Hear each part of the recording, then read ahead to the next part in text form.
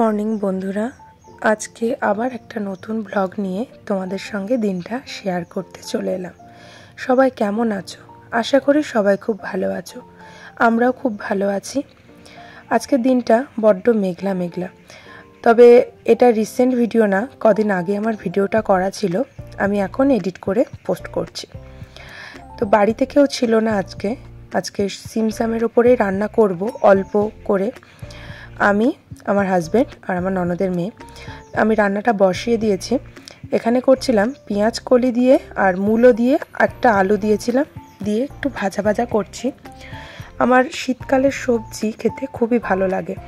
আমার ছেলে যেমন একদমই সবজি খেতে পছন্দ করে না, আমার তেমন সমস্ত রকমের সবজি দিয়ে একটা ভাজা কি একটা তরকারি খুবই ভালো লাগে। এখানে আমি পেঁয়াজ কালির মধ্যে মূলো দিয়েছিলাম। হয়তো অনেকের মূলো ভালো লাগে না, কিন্তু আমার সব সবজি ভালো লাগে। আর এখানে আমি মাংসটা ম্যারিনেট করছি। আজকে মাংসটা একটু অন্যরকমভাবেই করছি।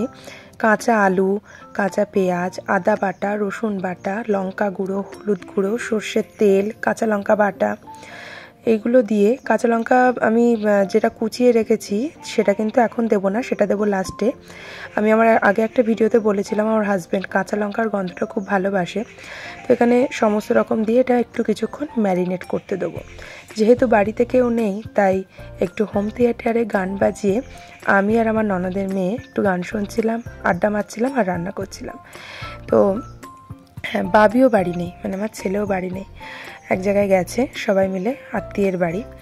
তো বাড়ি ফাঁকা থাকলে জানো, প্রথম প্রথম খুব ভালো লাগবে, তারপরে আর সময় কাটে না, একদমই ভালো লাগছিল না। তাই জন্য কি আর করবো, অল্প অল্প থেকে রান্না বান্না করে খেয়ে দে একটু গল্প গুজব করছিলাম। এখানে ভাজাটা হয়ে গেছে, মাংসও হচ্ছে, প্রায় হয়ে এসেছে। তো আজকে এই দিয়েই আমাদের লাঞ্চটা কমপ্লিট করব। তো ভিডিওটা আজকে আর বেশি বড় করছি না। তোমরা সবাই ভালো থাকবে আর প্লিজ প্লিজ আমাকে একটু সাপোর্ট করো। অনেক দিন পরেই আমি আবার ভিডিওটা দিচ্ছি, ভিডিওগুলো দেওয়া শুরু করেছি। তোমাদের সাপোর্ট ছাড়া তো এগিয়ে যাওয়া সম্ভব না। তো তোমরা একটু পাশে থেকো আর সবাই খুব সুস্থ থেকো, ভালো থেকো। আজকে এটুকুই, টাটা।